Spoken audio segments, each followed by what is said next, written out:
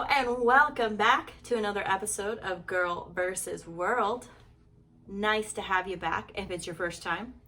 Howdy, how are you? Hope you're doing well. Even if you're not doing well, I hope you find something in this episode. I often make episodes on the fly. Basically, how I run this podcast is I keep like a notepad. So on my phone, there's like the notes tab. I keep that, and when I have like revelations or moments, or I read something that particularly tickles me or touches me in some way that makes me want to talk about it, and like I keep this ongoing sort of notepad. Excuse me, I just hit my microphone with a notepad, an actual notepad, like one with pen and paper. Anyway, so I kind of just like record episodes based on things that I come about in my everyday life. And I think on one of my previous episodes, I talked about the fact that I am going through codependency therapy, and it took a really long time for me to admit that I was codependent, mostly because I didn't understand what codependency actually was. Because codependency sounded to me like someone who isn't independent. And you can be independent and also kind of codependent in the way that you act and the way that you bond with people and the way that you are in relationships, whether romantic or not. And so for a long time, like I battled this idea of actually being codependent. So I started going to codependency therapy, and before that I had gone to CODA meetings, so Codependency Anonymous meetings, because I am in recovery from alcohol. And so, a steps meeting made sense to me. So I went to CODA meetings and try to learn from other people, like what codependency is and how they experience it in their own life. And I found out that I'm codependent. In addition to being an alcoholic, I'm codependent in the way that I have my relationships with people. And I often choose people in my life who need help, because when I help people, I feel useful, and feeling useful is the way that I get value for myself. And if I don't feel useful, then I, don't know what to do with myself. So I tend to pick people who I think need help. Whether they need help or not is up for debate. But so that's happened in a lot of my romantic relationships, is where I pick people who definitely make me feel useful by needing my help. And then I, put everything that I have into those relationships, and I end up neglecting myself, which isn't the partner's fault. Not really. It would be helpful if they returned some of the favor, but right, like I'm choosing people who maybe can't do that because of where they are in life, because they do actually need help, right? Like they are struggling, or like having someone in their corner who will totally neglect themselves for them, right? Like a narcissist loves that. Like a narcissist loves me because they can totally ruin my life, basically. And that's not to say that everybody I've dated has been a narcissist, because they haven't been. I've dated addicts. I've dated, people who have trauma. I've dated people with mental illnesses. I've dated people who are just lost in their life and like don't know where they're going. I've dated people who are on track and like have a plan for their lives. Like I've dated all kinds of people. So that's not to say that like if I have dated you and you're listening to this podcast, that I'm calling you a narcissist or calling you an addict or whatever. Like that's not the point of this. My codependency doesn't really matter if it was you. You can't make me codependent. I make myself codependent. Now, there are things that happened probably before I dated these people and have, caused me to have these codependent tendencies, because I've created them to survive in a world that has been a struggle for me. Every day I wake up, there's a certain set of struggles that I have to deal with. Like, life doesn't feel easy for me. I've talked to people where life feels easier for them, and I'm like, wow, I wish I had that. I had a conversation today where I was like, I just wish I could feel the way I felt when I was a kid, and being like so fanatical and excited about something. Like, as an adult person, where I sit right now, I have a really hard time being super excited about things. And I don't think that it's because I'm not finding things that are super exciting. I just think that I have a lot of experiences that I had in my past that have weighed down on me so much that I haven't allowed myself to come out of the fog. Not completely. I'm getting there though. And I think that's part of the journey, is realizing that, like, for some of us, life is hard and it feels hard. And sometimes just waking up and taking a shower is the accomplishment for the day. Sometimes getting your work done is the accomplishment for the day. And realizing that the things that happen around you and the things that have happened to you are not always your fault either. I think a lot of times in my life, when something goes wrong, I blame myself, whether or not it has anything to do with me. A good example of this is children and their parents. When parents get divorced or they have a fight, kids oftentimes think it's because of them, even if it has nothing to do with them. Your kids oftentimes think it's their fault. When my parents got divorced, I thought it was my fault. This is a common thing for kids, because we think, oh, if I was just a better kid, my parents wouldn't have gotten divorced. Or if I behaved better or cleaned my room or got those A's or whatever, like, maybe my parents wouldn't get divorced. Maybe they would be happy, and then we'd be a happy family. So this idea gets planted very early, whether or not your parents have anything to do with it. Like, as a kid, sometimes this is the idea that's planted. For me, it was the idea that was planted. Like, my parents got divorced when I was young. I was, I think, 5, going into kindergarten, and I remember thinking that, like, it was my fault. Like, maybe I was a bad kid.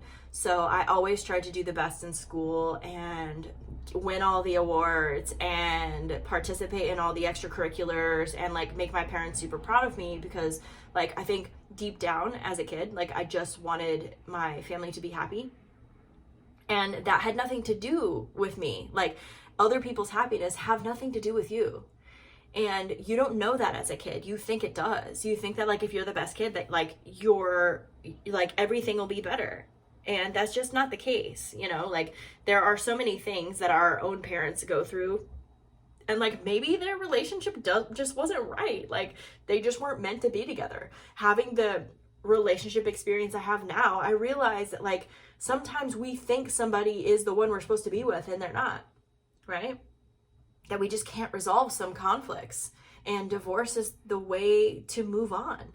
But as a kid, you don't understand that. We're sold this idea that, like, marriage is forever and, like, we're gonna all have this perfect happy family, but that's just simply not the case. But as a kid, you can't understand that. You can't conceptualize it. So you go on with this thought process and this belief that if you are a good kid, that, like, things will be good. So you try to prove yourself all the time. The opposite of that is, like, a kid that acts out, right? Like, their parents get divorced, and if you're a teacher, you know this. You can spot these kids. Like, you have the overachiever, you have the kid who's, like, the troublemaker, because their home life is chaos. And they act out because like, kids are simple, like, they don't know what else to do. So for them, like, behaving badly gets them attention, and they're not getting any attention at home. Like, there's been some times, like, I taught preschool for a while, and there were times where, like, you knew that this kid was going home to shit. And there's not much you can do. You can call, like, child protective services, you can get law enforcement involved and things like that. But, like, at the end of the day, this poor kid needs attention and love. And the only way that they know how to get attention is to be bad, because that's the only way to get attention at home. So they come to school and they're bad, and they don't do well in school. And, like, and it's really sad, But as kids, like, we do what we can. We get taught survival skills, and sometimes those survival skills are like becoming an overachiever. Sometimes it's being bad and like getting negative attention, because at least it's attention, So a lot of that gets carried over into our adult life. I know that from an early age, I wanted to prove to everybody that like I was good. And I've carried that into my adult life. Like even this podcast is a version of like showing people that like I'm okay, right? And I think a lot of us do that. Social media has amplified that significantly to where like we're always trying to put our best foot forward. And in doing so, we're actually hurting other people around us who think that our lives are like so perfect and so everything, like, oh my God, they're so happy and they're in this relationship and everything is going great, blah, blah, blah, and why can't I have that, right? And then you're just like kicking yourself all the time. Like, I wish, like, it's like keeping up with the Joneses, like, I wish I had that life. Like, their life looks so good and I wish I had that. But you don't know. Not really. You don't know what actually is happening behind the scenes. Because as kids, we were more transparent about what was happening to us. As adults, we've gotten really good at hiding shit. And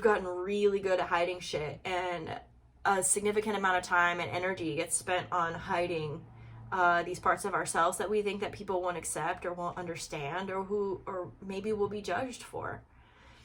And mental health and codependency, addiction, all of these things are things that people shame other people for having and being. They're like, just get better. Like, grow up. Be an adult. Well, I fucking am.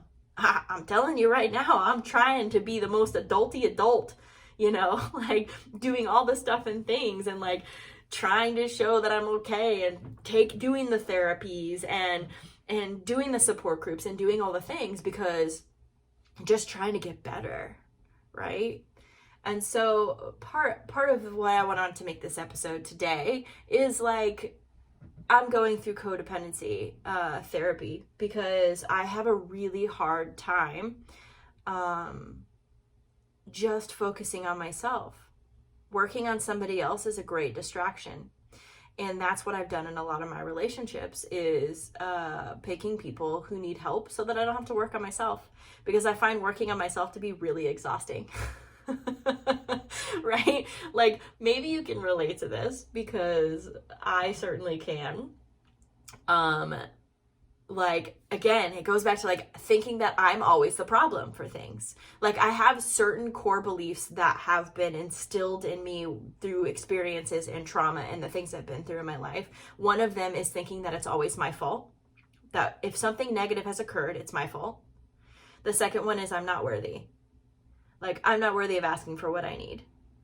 And that's a hard one. That's a really, really hard one, because it seems like it's so simple. Like, how could you not think that you're worthy? Trust me, I battle this on a daily basis where I'm like, oh no, I don't want to bother that person because they have all their own shit and it's fine. I'll just deal with it and I'll just feel bad and they don't need to know that they hurt my feelings. That's part of thinking that you're not worthy of telling somebody when they've hurt you, right? Because you're putting their consideration and their feelings above your own. And that sounds like, oh, that's so sweet to do, but it's fucking not. For your own mental health, it's not. It's not, because all of those little things create a big thing, right? Like, all the times that you're like, oh, it's okay, I'll be fine, I'll be fine, I'll be fine, I'll be fine, until you're not fucking fine. And then everyone's like, well, what happened? Well, because I've been stuffing all this shit down for so long now and taking care of everybody else, and no one ever takes care of me. Whether you would let them take care of you is a whole separate conversation to have, but it's like, you feel so depleted, and then you just end up crashing or getting really angry. I don't consider myself an angry person. Like, I don't just pop off out of nowhere, but sometimes it appears that way when I've been in relationships or been fighting like the same demon over and over and over, and then all of a sudden it's like, I can't take it anymore. Because I have neglected myself to a point where like there's nothing left, and all that's left down at the bottom of the pit is anger, I've realized. So while I don't consider myself an angry person, I know that when I get completely depleted, when my battery is totally empty, that there's anger under there. And I will say and do things that I would not normally do because I'm so stressed out, so depleted, so mad that like I've put myself in this situation that then it gets deflected on other people, and that's shitty. So I try constantly now to work on never letting myself get there, right? But that's exhausting, having to constantly work at that. So like in my codependency, if I find somebody that needs help, then I will latch onto them and help them. And then I don't really have to work on myself. But the problem with doing that is that once you've latched onto somebody and you tie your worth to whether or not they're helped, if they don't get helped, then you feel like shit. And then you feel double like shit because you've been neglecting yourself the whole time. So then you're just like double empty. And you usually end up losing that friendship, relationship, whatever that codependent relationship was. You usually end up losing that too, and you're very angry about it. And this happens again and again and again, and it's a pattern. And it's a pattern that keeps going and going and going until you realize, oh, this is a pattern. I should probably stop this. And then you have to work diligently to stop it. So that's where I'm at in my life, where I'm trying to stop my codependent patterns by recognizing them when they happen, making sure that like I'm addressing these things. When I start to get too attached to people or ideas, like I don't get attached to people as much as I get attached to ideas. So I'm a Pisces, and whether or not you follow astrology or whatever, Pisces are known as daydreamers. And I can create entire scenarios that are completely not real and hurt my feelings with them. Like this is a common occurrence that happens to me, where I can create a whole scenario where like it starts with an idea. So maybe the idea is this. It is like, I want to tell somebody how I feel about them, right?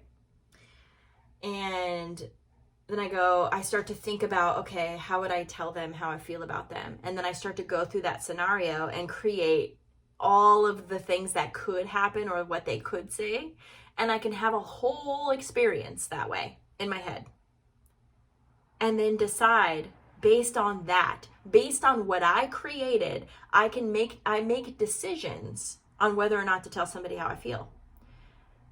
And that's not the right way to go about it, right? Because this is just my own dialogue. I'm not even giving the other person a chance to do anything with the information because I'm not even telling them, right? And this happens for platonic and romantic relationships. This can happen in any sort of thing. This can happen in a relationship. I can be in a relationship with somebody and start thinking about the future and start creating a life that I think that we'll have together and start creating what I think the next steps will happen for us. And I can create it so vividly that I can hold on to that idea. And when it doesn't come to fruition, I get so deeply disappointed. But I'm the one that created this. Me and my partner didn't create it together. It's just an idea that I've went off of and created a whole daydream about, right?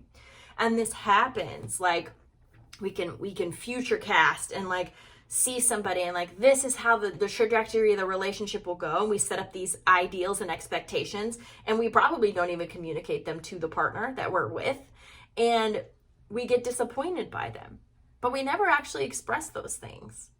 Like having these conversations, the ones we have in our head are the hardest ones to like remember whether or not we actually had that conversation, because you talk to yourself more than you talk to anybody else. You constantly talk to yourself. And a lot of people talk to themselves like they would never talk to somebody else. Like I talk to myself sometimes. I'm so mean.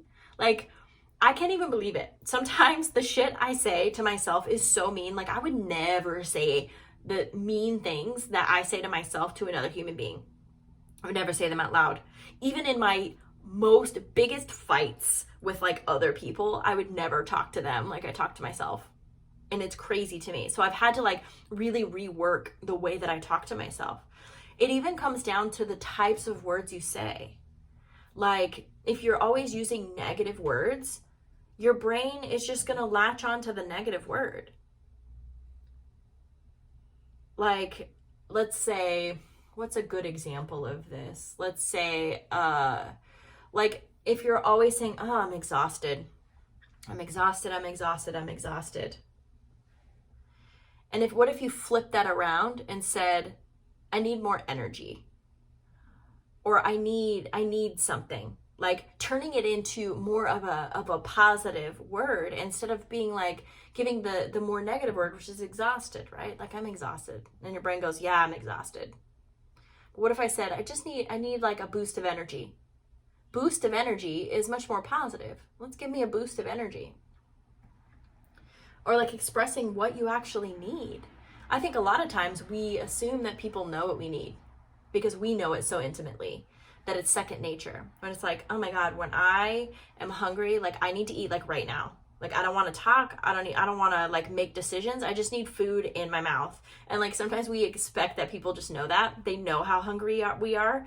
And then they'll be like, hey, what do you want to eat? Where do you want to go eat? I'm like, don't ask me that fucking question. And like, you just like immediately are like, how do you not know how starving I am? The last time we ate was 6 hours ago and I'm starving, like, but how would they know that?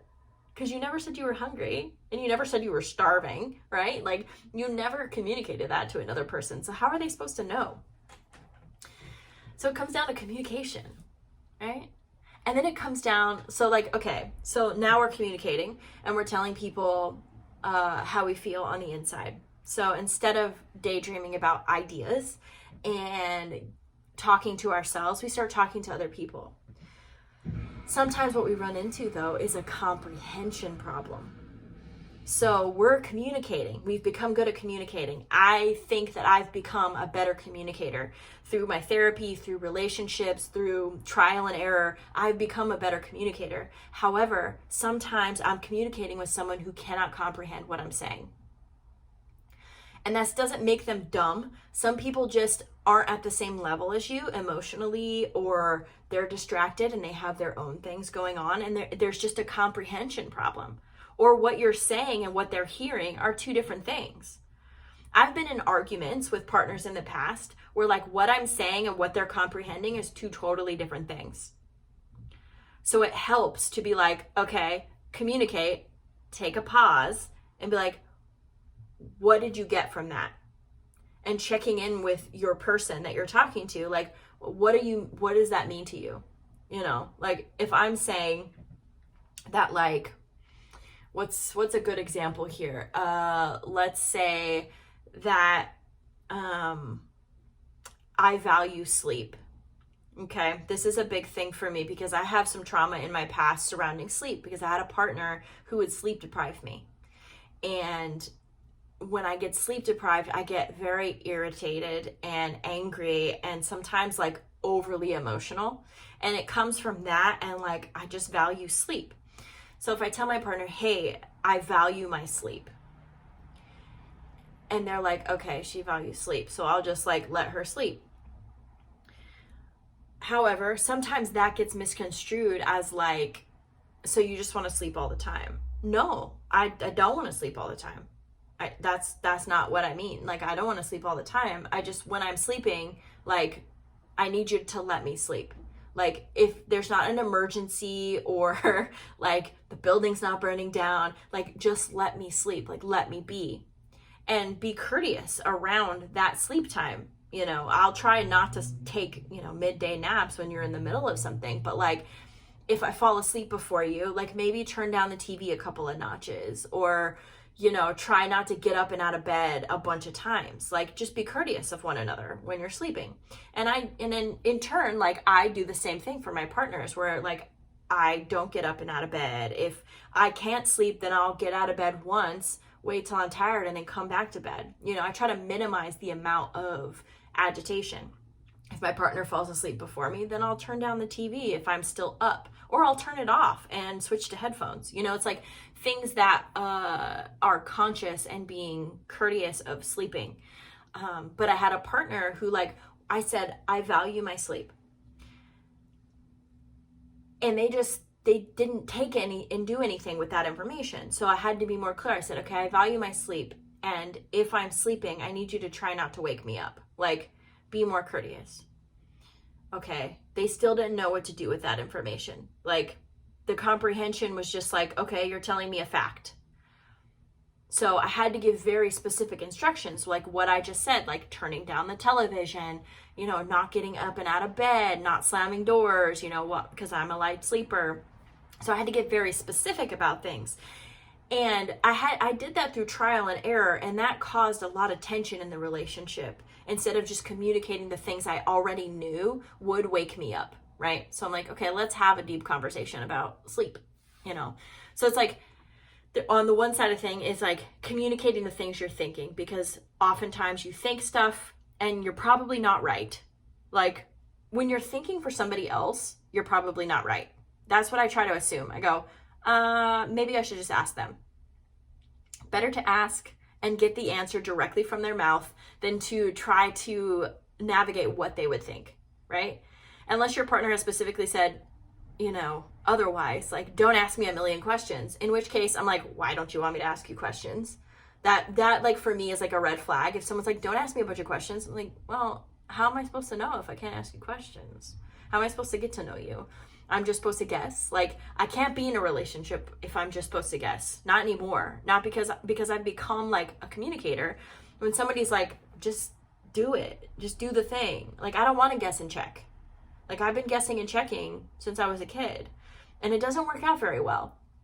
As like a scientific hypothesis, okay, like, we learned that in grade school, right? Like, you had to like form your hypothesis and then check it. But this isn't science class. This is a relationship, and doing that causes issues and it causes tension. So communication and comprehension, if you have those two things together, then you can start to figure things out. And that's where my codependency has started to take a shift, where if I start to communicate what I need, then those needs don't get neglected and pushed to the back for my partner's needs, right?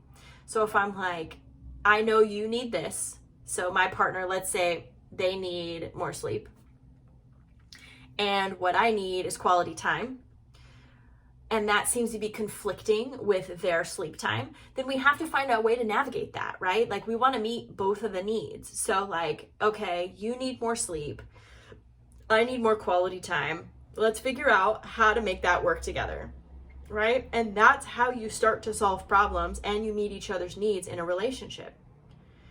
Because if a need is left unspoken, it can never be met. People so rarely have like some intuition about what you need. And I think in relationships where people have been together forever, maybe that starts to be cultivated, but we can't rely on it, especially in the first years of dating. Like, we cannot expect our partners to just know and take care of us, even if we think that we know and take care of our partners in that way. And as a codependent, oftentimes we think that we get ahead of the ball and like we know our partner better than anybody else and we can read their mind, and we're always trying to meet needs that haven't been spoken. But none of ours get spoken and none of them get met. And we take the crumbs of whatever satisfaction we can get from helping somebody else, and we learn how to thrive on that. And it's just not a healthy way to operate.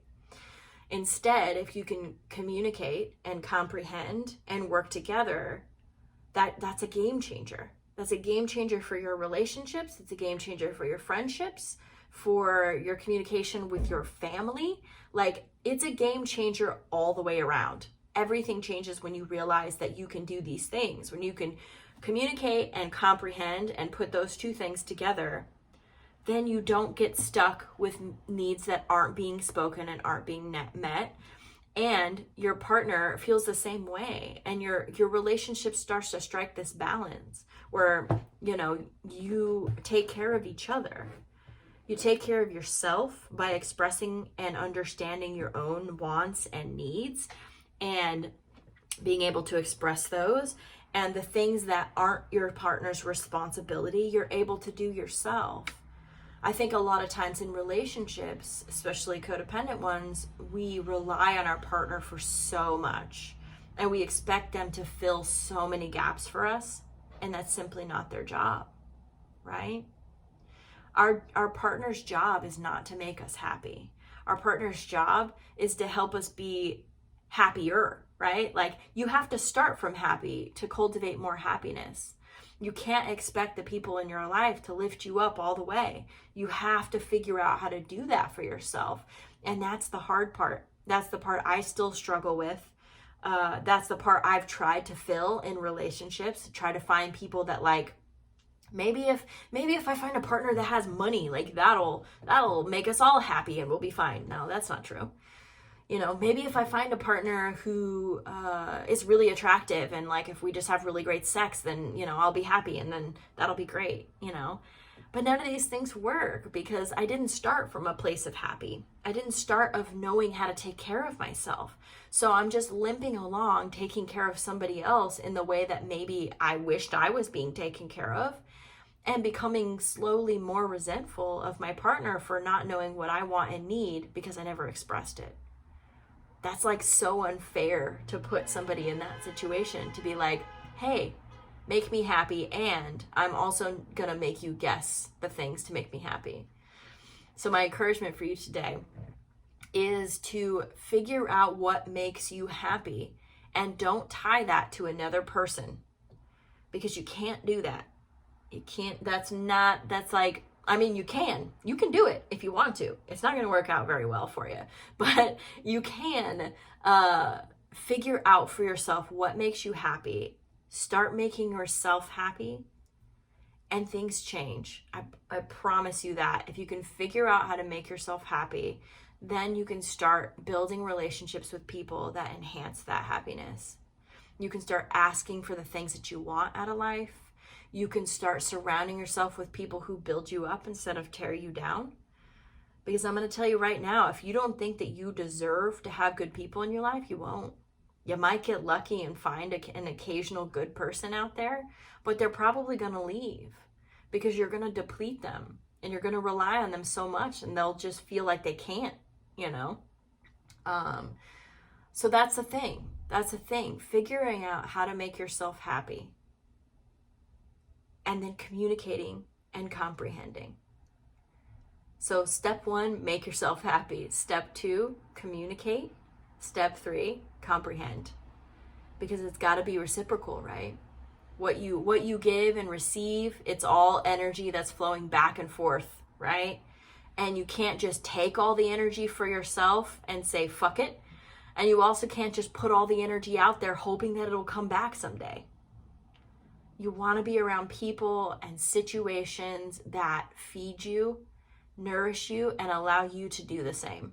And if you can cultivate that for yourself, cultivate the ins and the outs and the happiness within yourself before going out and seeking relationships and trying to fill the void with whatever you find to fill it, you're gonna be a better off for it, and you're gonna be able to manifest whatever it is that you're trying to manifest in your life. And it starts with you, and it starts with what's going on inside of you. You already have everything you need to be a happy person. You just need to open your eyes and your heart to that. I'll talk to you next time.